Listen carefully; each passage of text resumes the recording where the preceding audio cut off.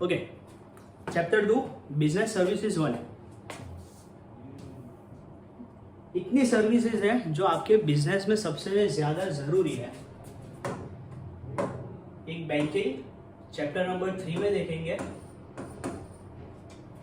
ये वाले चैप्टर में है इंश्योरेंस, और दूसरी जो सर्विस है ये वाले चैप्टर में है वो है पोस्टल सर्विसेज, और एक लास्ट सर्विस है जो है स्टोरेज। तो ये 3 सर्विसेज आपके चैप्टर नंबर 3 में आएगी, एक इंश्योरेंस, एक पोस्टल और एक storage, that is warehouse. इतनी सर्विसेज आज देखेंगे। चलो, first insurance. What is the meaning of insurance? तो इंश्योरेंस यानी insurance refer to a written contract between 2 parties through which insuree pays premium and against getting an assurance from insurer that he will compensate the risk covered and amount decided for the financial loss. Simple concept समझो कि insurance 2 पार्टियों के बीच में होता है, एक return contract, बराबर। 2 पार्टियों के बीच, कौन 2 पार्टी? एक इंश्योरी यानी इंश्योरेंस पर्सन जो इंश्योरेंस खरीदता है वो, जिसको आप कस्टमर भी बोल सकते हो, बराबर। और दूसरी है इंश्योरेंस कंपनी। इंश्योरेंस कंपनी को यहां पे बोला हुआ है इंश्योरर, बराबर। तो ये 2 पार्टियों के बीच में बनेगा एक कॉन्ट्रैक्ट, बराबर, जहां पे इंश्योरी इंश्योरर को पे करेगा प्रीमियम, दैट इज रुपीज। उसको वो रुपीज पे करेगा जिसको प्रीमियम बोलते हैं, और बदले में ये उसको एश्योरेंस देगा। एश्योरेंस यानी क्या? दिलासा देगा कि भाई आपका जो भी ये XYZ है प्रोडक्ट है, वो प्रोडक्ट को पूरा का पूरा हम उसको इंश्योर करेंगे। यानी इन केस वो प्रोडक्ट में कोई डैमेज होता है, कोई लॉस होता है, कुछ भी फाइनेंशियल लॉस होगा, तो उसका पूरा कंपेंसेशन हम करेंगे। द वर्ड कंपेंसेट, उसका पूरा कंपेंसेशन हम करेंगे, यानी इंश्योरर करेगा, यानी इंश्योरेंस कंपनी करेगा। ये चीज को बोलते हैं इंश्योरेंस। अब आप समझ लो कि insurance is a return contract agreement between 2 parties, एक insurer, where insuree pays premium rupees against getting an assurance from insurer that he will compensate the risk covered for the financial loss. इसका कुछ भी financial loss हुआ तो उसका पूरा का पूरा कंपेंसेशन, पूरी की पूरी भरपाई कौन करेगा? इंश्योरर करेगा, दैट इज इंश्योरेंस कंपनी करेगी। क्लियर है ये चीज? चलो, now what is insurance policy? Insurance policy क्या है? तो insurance policy is a return agreement. जब वो चीज रिटर्न में होगी तो उसको बोलते हैं insurance policy. Okay, principles of insurance, this is the most important topic of the chapter. Principle of insurance, insurance concept प्रिंसिपलों के ऊपर काम करता है। तो इंश्योरेंस के 4 प्रिंसिपल है। Principle of utmost good faith, principle of indemnity, principle of insurable interest and principle of subrogation. These 4 principles are also called the roots of insurance. ये चारों 4 प्रिंसिपल को क्या बोलते हैं? चारों 4 प्रिंसिपल को बोलते हैं रूट्स ऑफ इंश्योरेंस। यानी कोई भी इंश्योरेंस कंपनी हो, ये 4 प्रिंसिपलों के ऊपर काम करती है। कौन से 4 principle? Utmost good faith, indemnity, insurable interest and subrogation. चलो, starting with first principle, that is principle of utmost good faith. What is principle of utmost good faith? भाई, principle of utmost good faith में 2 पार्टियां होती है, एक इंश्योरी होता है, एक इंश्योरर होता है, जहां पे इंश्योरी इंश्योरर को पे करेगा प्रीमियम, और बदले में इंश्योरर उसको देगा assurance of that particular product. पूरा का पूरा फाइनेंशियल कंपेंसेशन इंश्योरर पे करेगा, पर बदले में इंश्योरर को देने पड़ेंगे प्रीमियम। और उसमें सबसे पहला ये प्रिंसिपल आएगा ऑटमोस्ट गुड फेथ। प्रिंसिपल क्या बोलता है कि the main objective of insurance contract is not to make profit, but their main objective is only to compensate financial loss. इनका मेन ऑब्जेक्टिव प्रॉफिट बनाना नहीं है, इनका मेन ऑब्जेक्टिव क्या है? आपका फाइनेंशियल कंपेंसेशन करना है। It is a basic social concept. ये इंश्योरेंस कॉन्ट्रैक्ट कौन सा कॉन्सेप्ट है? Basic social concept. अब यहां पे देख लो, 2 पार्टियां है, इंश्योरी, इंश्योरेंस कंपनी को बोलना है इंश्योरर। तो both the parties entering into the contract, both the parties entering into the contract should have mutual faith. ये फर्स्ट पॉइंट कि ये प्रिंसिपल के हिसाब से जो पार्टियां कॉन्ट्रैक्ट में उतर रही है दोनों को एक दूसरे पे क्या होना जरूरी है, म्यूचुअल फेथ होना जरूरी है, एक दूसरे पे विश्वास करना जरूरी है. Second, both the parties should provide all information regarding product. जो भी प्रोडक्ट है वो प्रोडक्ट की डिटेल इंफॉर्मेशन इसको प्रोवाइड करनी पड़ेगी, इंश्योरी को किसको प्रोवाइड करनी पड़ेगी, इंश्योरेंस कंपनी को. Though that information is related to the insurance contract और नॉट. भाई आप जो भी प्रोडक्ट का इंश्योरेंस करवा रहे हो, सपोज मैं ये मोबाइल फोन का इंश्योरेंस करवा रहा हूं, तो ये मोबाइल फोन की हर डिटेल इंफॉर्मेशन मुझे वो इंश्योरेंस कंपनी वालों को बतानी पड़ेगी कि भाई फोन मैंने आज से 5 साल पहले लिया था, फोन इतने रुपए का लिया था, फोन ने मैंने इस तरीके से इस्तेमाल किया, ये देखो इसकी फिजिकल कंडीशन ऐसी है, सब चीज बतानी पड़ेगी. और उसके बाद वो मुझे प्रेजेंट वैल्यू के हिसाब से पूरा का पूरा इसका इंश्योरेंस करके दे देंगे. क्लियर है ये चीज. तो insuree should provide all information regarding insure product दो टेन information is related with the contract और नॉट. इंश्योरेंस कॉन्ट्रैक्ट से रिलेटेड वो इंफॉर्मेशन हो या ना हो, मुझे सारी इंफॉर्मेशन इंश्योरेंस कंपनी को बतानी पड़ेगी.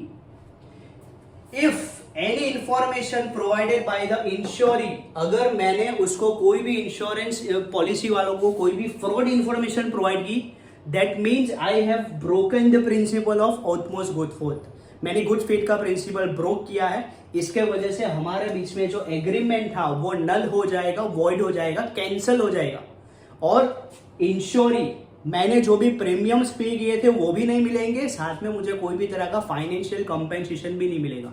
क्लियर है भाई. मैंने ये फोन का इंश्योरेंस करवाया, मैंने बोला कि भाई सब चीज ओरिजिनल है, देख लो, बराबर. अब उन्होंने देखा सब चीज उनको ओरिजिनल लगा, बट मैंने उसके डिस्प्ले चेंज करवाई थी, ये चीज मैंने उनको बताई नहीं. मेरा फोन टूट गया, उसकी डिस्प्ले टूट गई, मैंने कंपनी में जाके उसको बोला कि भाई ये मैं क्लेम करना चाहता हूँ, भाई फोन की डिस्प्ले चेंज करके दो. तो अब उन्होंने चेंज किया, चेक करके उनको पता चला कि भाई इसकी डिस्प्ले तो डुप्लीकेट है. तो मैंने principal of utmost good faith को ब्रोक किया. मैंने बोला था ओरिजिनल है पर निकली डुप्लीकेट. तो मुझे कोई भी तरह का कंपनी की तरफ से कंपेंसेशन भी नहीं मिलेगा, मुझे खुद मेरे पैसों से डिस्प्ले बाहर जाके 10,000 15,000 में रिप्लेस करवानी पड़ेगी, क्योंकि मैंने क्या तोड़ा है, principle of utmost good faith. Clear है. First principle. चलो second principle, that is principle of indemnity. पहला प्रिंसिपल ऑटमोस्ट गुड फेथ, दोनों पार्टियों के ऊपर एक दूसरे के ऊपर ट्रस्ट होना जरूरी है. दोनों पार्टियों को इंश्योर्ड प्रोडक्ट की हर डिटेल इंफॉर्मेशन प्रोवाइड करनी है, फिर चाहे वो information related to the contract हो या ना हो. अगर आपने इंफॉर्मेशन फ्रॉड प्रोवाइड की है तो आपका और उनके बीच में जो कॉन्ट्रैक्ट था वो टूट जाएगा. आपको कोई भी प्रीमियम के पैसे भी नहीं मिलेंगे, ना आपको कंपेंसेशन मिलेगा. ये था ऑटमोस्ट गुड फेथ. अब principal of indemnity. This principle is the most important principle of insurance. Insurance company का, इंश्योरेंस कॉन्ट्रैक्ट का ये सबसे मेन ऑब्जेक्टिव है, सबसे मेन प्रिंसिपल होता है principle of indemnity. Why? Because this principle is used to decide how much amount insurance company will pay to insuree in an event of loss. भाई मेरी अगर ये फोन की डिस्प्ले टूटी तो अब मुझे इंश्योरेंस कंपनी की तरफ से इसका कितने रुपए का कंपेंसेशन मिलेगा. क्लियर हो रहा है कि नहीं. और इसके वजह से ये प्रिंसिपल सबसे इंपॉर्टेंट है, क्योंकि ये डिसाइड करेगा कि इंश्योरेंस कंपनी को इंश्योरी को कितने रुपए देने हैं जब उसका फाइनेंशियल लॉस होगा. तब any person who takes an insurance policy will get only compensation of loss and not of profit. अगर मैंने इंश्योरेंस लिया हुआ है फोन की स्क्रीन का, बराबर, और अगर मेरे फोन की डिस्प्ले के अलावा दूसरा कोई चीज टूट गया, जैसे कि लेंस टूट गया, पीछे का कोई प्रोडक्ट, पीछे का बैक ग्लास टूट गया, तो भाई मुझे कंपेंसेशन आगे की डिस्प्ले का ही मिलेगा. अगर डिस्प्ले नहीं टूटी है तो मुझे कोई तरह का कंपेंसेशन नहीं मिलेगा, क्योंकि मैंने इंश्योरेंस किसका करवाया था, डिस्प्ले का करवाया था. हाँ, मेरा टूटा क्या है, बैक ग्लास टूटा है, तो भाई उसका तो इंश्योरेंस ही नहीं था, तो उसका कंपनी थोड़ी मुझे कंपेंसेशन देगी. मैंने जिस चीज का इंश्योरेंस करवाया उस चीज बिगड़ी तो ही मुझे उसका क्या मिलेगा, compensation. That is any person who takes an insurance policy will get only compensation of loss and not profit. भाई जितना मेरा नुकसान हुआ है उतना ही का ही मुझे क्या मिलेगा, कंपेंसेशन. मैं कभी भी इसमें से प्रॉफिट अर्न नहीं कर सकता. And this principle is not applied at the time of life insurance. Life insurance में ये प्रिंसिपल ऑफ इंडेमनिटी अप्लाई नहीं होता। क्यों नहीं होता? क्योंकि भाई लाइफ की वैल्यू आप खुद डिसाइड करते हो। आप खुद डिसाइड करते हो कि भाई मुझे मेरी लाइफ की वैल्यू रखनी है 1 करोड़ रुपये। तो अगर मेरी डेथ हो गई तो मेरी कंपनी वाले मेरे 1 करोड़ रुपये पूरे के पूरे किसको दे देंगे? मेरी फैमिली को दे देंगे। वो टाइम पे हिसाब किताब करने नहीं बैठेंगे कि भाई मेरे बॉडी का ये पार्ट था 10 लाख रुपए का, ये पार्ट था 20 लाख रुपए का, हार्ट अटैक से मरा था तो हार्ट का तो प्राइस 10 लाख रुपए था तो 10 लाख रुपए ही मिलेंगे। ऐसा कुछ भी नहीं। पूरी जो वैल्यूएशन मैंने डिसाइड की थी 1 करोड़ रुपया, वो पूरा का पूरा 1 करोड़ रुपया कंपनी दे देगी मेरे फैमिली वालों को। यानी इसमें ये प्रिंसिपल आएगा ही नहीं। No calculation. किस में आएगा? फिजिकल प्रोडक्ट में आएगा। भाई अगर कोई प्रोडक्ट है तो उसका कैलकुलेशन के लिए प्रिंसिपल ऑफ इंडेमनिटी आएगा। That is why this principle is not applied at the time of life insurance. अब इसके आपके पास 3 एग्जाम्पल्स हैं,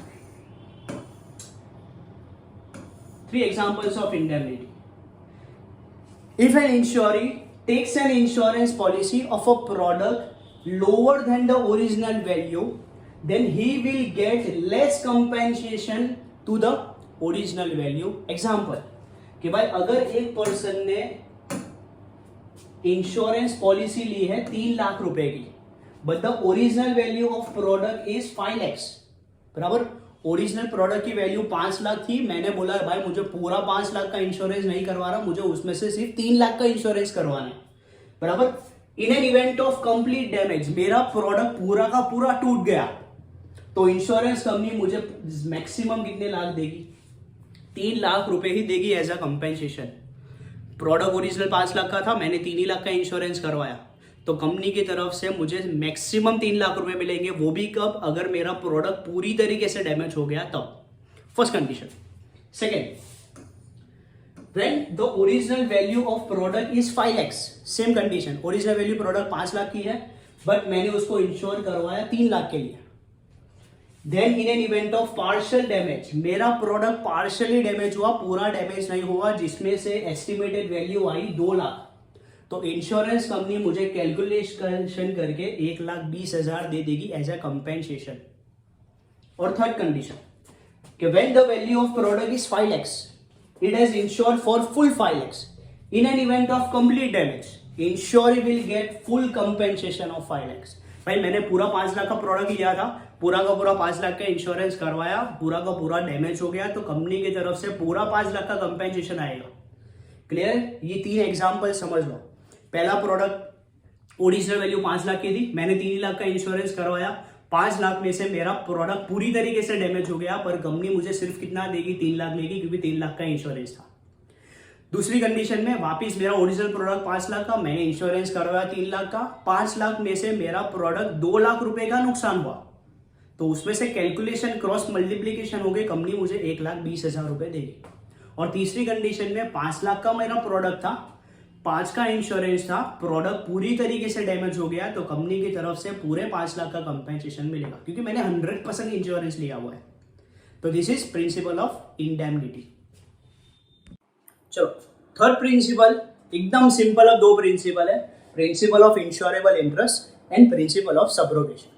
principal of insurable interest simple concept है कि इंश्योरी must have financial interest in the product insured.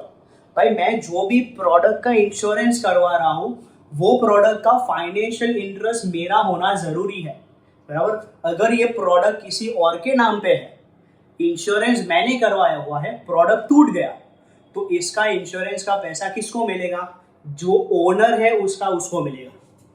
Clear है? यानी हमेशा बोलते कि आप कोई भी सेकेंड हैंड चीज खरीदो, घर हो गाड़ी हो, तो उसका बिल आपके नाम पे करवाओ, उसकी ओनरशिप आपके नाम पे करवाओ ताकि अगर वो प्रोडक्ट डैमेज हो, आपने इंश्योरेंस करवाया हुआ है तो उसका पैसा आपको ही मिलेगा, to the owner. Example, the owner of the house has financial interest in the house while tenant of the house does not have financial interest. Tenant यानी कौन? भारूत। एक प्रॉपर्टी है, भारूत रहता है वहां पे, अगर वो प्रॉपर्टी डैमेज हो गई तो प्रॉपर्टी के इंश्योरेंस का पैसा किसको मिलेगा? ओनर को मिलेगा, ना कि टेनेंट भारूट को मिलेगा।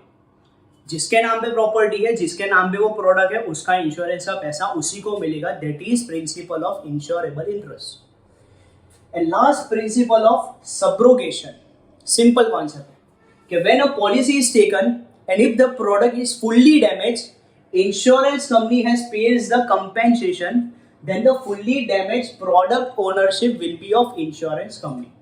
मैंने ये पूरे फोन का इंश्योरेंस लिया हुआ है 100% भाई, डिस्प्ले से लेके नीचे सब चीज का इंश्योरेंस लिया हुआ है. मेरा प्रोडक्ट टूट गया, पूरी तरीके से डैमेज हो गया, ये रिपेयरेबल भी नहीं है, बराबर. कंपनी की तरफ से पूरा फोन नया वाला आ गया, तो अब ये टूटा फूटा फोन किसका? तो ये टूटा फूटा फोन इंश्योरेंस कंपनी का. This is the principle of subrogation. Again, this principle is not applied at the time of life insurance. Life insurance में ये प्रिंसिपल अप्लाई नहीं होता. क्यों नहीं होता? क्योंकि भाई डेड बॉडी जो थी जिसका इंश्योरेंस था, तो डेड बॉडी की तरफ से कंपनी ने आपको क्या दे दिया?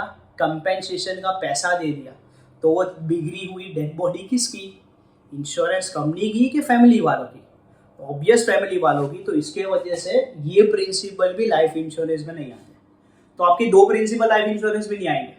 एक इंडेमनिटी, वो हिसाब किताब वाला प्रिंसिपल लाइफ इंश्योरेंस में नहीं आएगा. और प्रोडक्ट अगर डैमेज हुआ, प्रोडक्ट की तरफ से कंपेंसेशन मिल गया, तो कंपेंसेशन के बदले आपको बॉडी ले जानी है, ना कि बॉडी कंपनी ले जाएगी. आप पर अगर फिजिकल प्रोडक्ट है वो पूरी तरीके से डैमेज है, तो वो इंश्योरेंस कंपनी ले जाएगी. ये आपके दो प्रिंसिपल. चार प्रिंसिपल शॉर्ट में देखो. Insurable interest. इंश्योरेबल इंटरेस्ट में you must be at the risk of financial loss. वो प्रोडक्ट के अंदर आपका फाइनेंशियल नुकसान होना जरूरी है, तो ही कंपनी आपको कंपेंसेशन करेगी. Second, utmost good faith. दोनों पार्टियों को एक दूसरे पे ट्रस्ट रखना जरूरी है और इंफॉर्मेशन सारी होनी चाहिए सच्ची. अगर फ्रॉड इंफॉर्मेशन है तो इंश्योरेंस कंपनी कुछ नहीं करेगी. Indemnity, you can not make profit from the insurance. आप इंश्योरेंस में से कभी भी प्रॉफिट नहीं कमा सकते. जितना लॉस हुआ उतने का ही कंपेंसेशन कंपनी की तरफ से मिलेगा. और लास्ट, सब्रोगेशन. सेम कॉन्सेप्ट कि if insurance company page you the compensation, then the fully damaged product ownership will be of insurance company. So these are the four principles.